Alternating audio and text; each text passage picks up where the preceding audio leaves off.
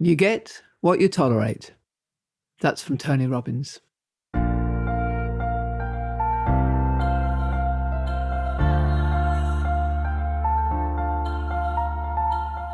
This is Walking Your Talk, a personal development podcast about leadership, authenticity, and courage. I'm Carolyn Taylor, and I've spent my life working with leaders in organizations on how to change their culture. But this is much more personal.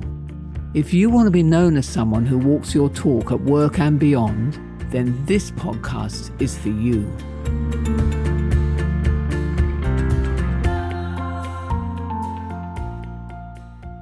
Every group and every family and every team and every community and every country, every organization actually has a culture of some sort.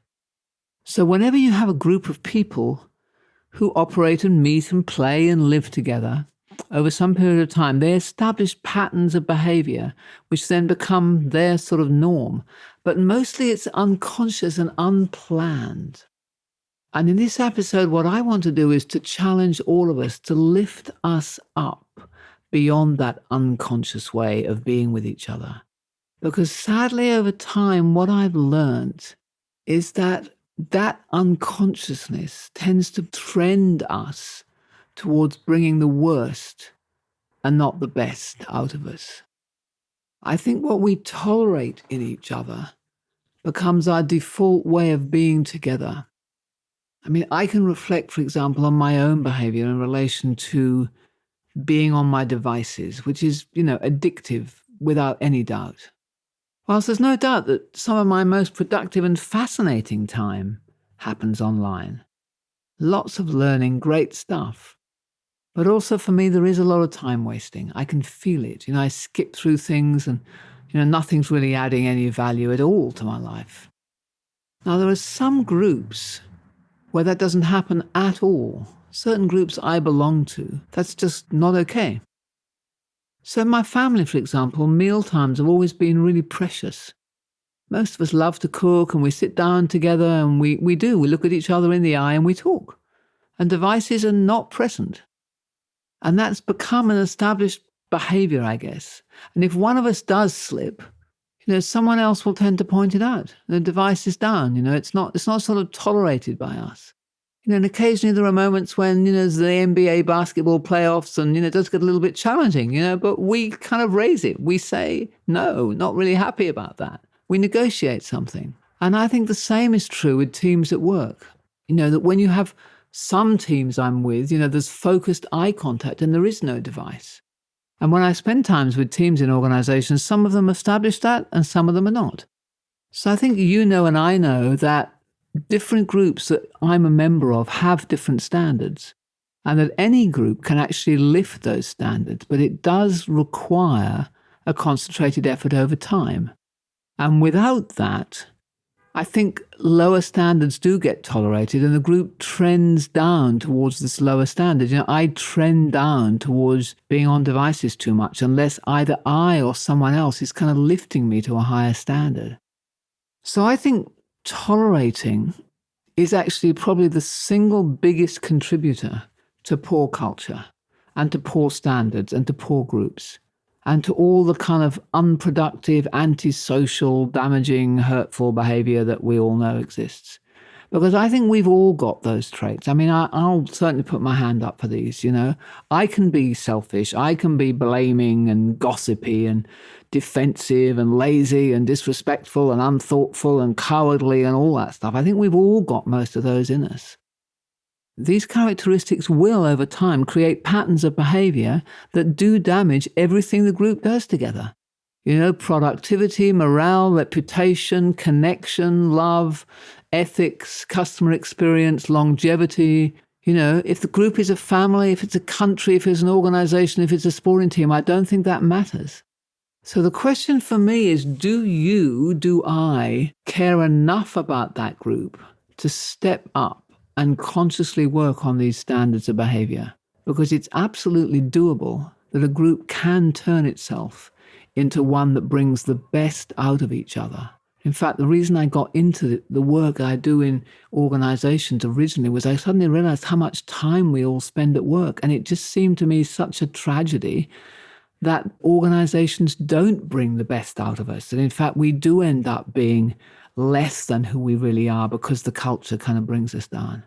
But what I've found is that, passionate people can actually band together and create something different. Usually, not always, but usually through the efforts of a leader. But in addition to encouraging each other and role modeling and, getting clear on what good behavior looks like, not tolerating poor behavior has got to be a part of the mix.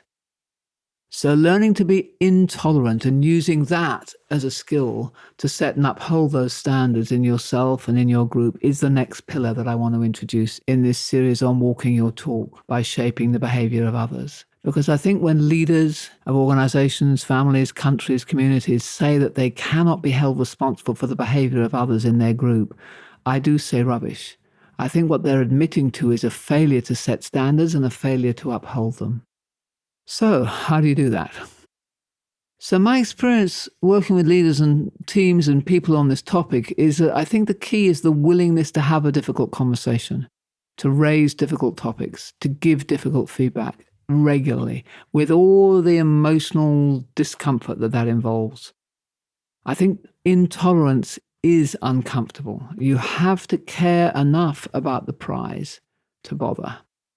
Yeah, there are some skills involved in giving feedback and raising difficult issues, but most of it, I think, is intention and the willingness not to turn a blind eye. And organizations that I've had the privilege to be around who are masterful at maintaining, for example, safety standards will tell me that they never walk past an unsafe practice. Nobody does. Not just the leaders, nobody does, no matter where they sit in the organization. And that's when it becomes self-sustaining because everyone owns it. So let's have a look at what not tolerating involves. And I want to focus on three things. The first thing is that underpinning it makes a great difference if there is an agreement about what standards of behavior the group intends to uphold. So that clarity, the communication, the engagement, there's a whole lot of conversations that need to take place, I think, to establish what that behavior standard is in any group. Obviously, much easier to practice if you've got a small group because you can just sit around and talk about it. When you're talking about a larger organization, that in itself is a pretty huge undertaking. But it's much easier to practice intolerance if the rules are set beforehand. And it's easier again if people have actually signed up for those rules, really signed up. Because then when something does come up, you can say, remember, we agreed that we were going to speak up if things were difficult, and I feel like you're not doing that, or, whatever it happens to be. And you've got that kind of common ground. So that's the first thing. Work on that agreement. The second thing then is, you have to be observant. You do have to look out for behavior which doesn't meet standards. Now, again, in a small group, that's pretty easy because it hits you in the face. But in a larger group, you have to go looking.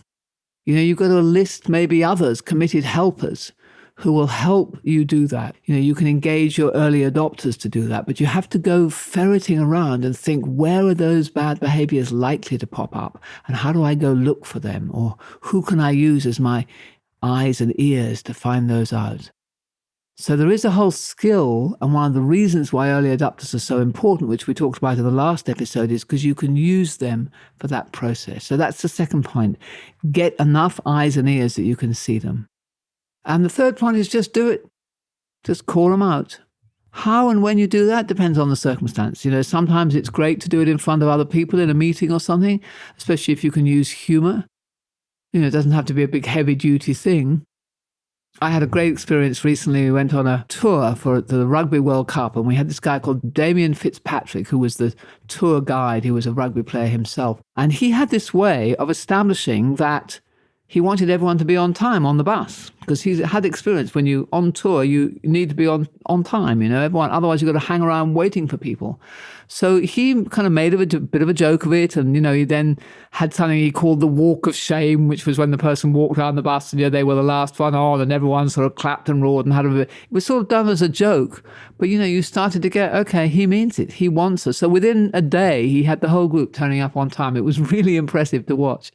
So sometimes it's great to do it in a group. Sometimes, better to do it just in a one-on-one conversation if you're playing the role of a boss, performance conversation or whatever.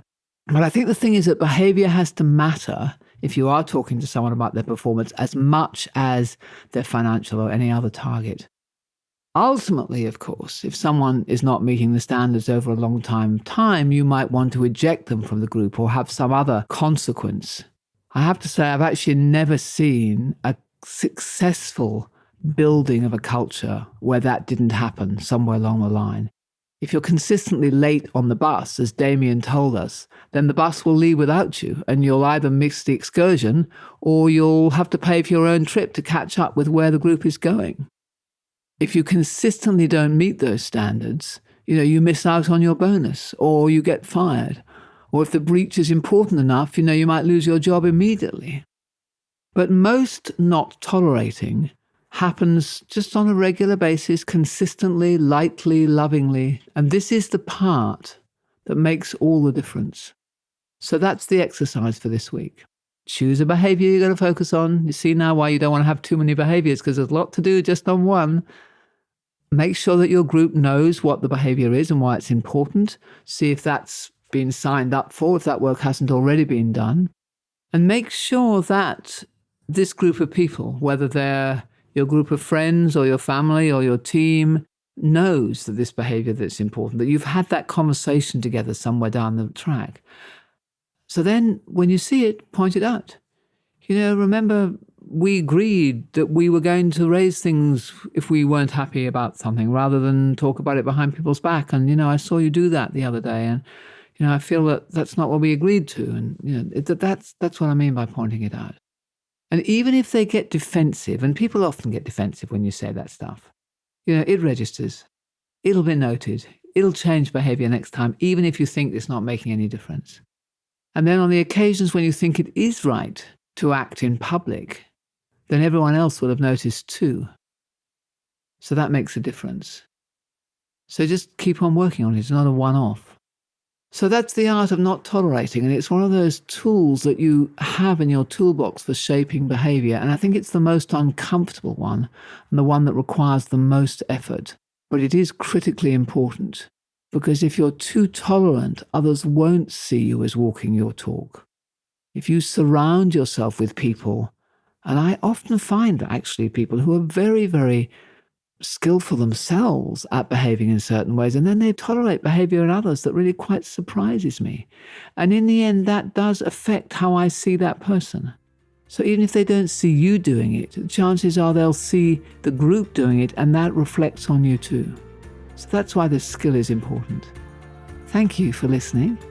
And next week, we'll go into the final episode on this series on shaping the behavior of others. Until then, goodbye.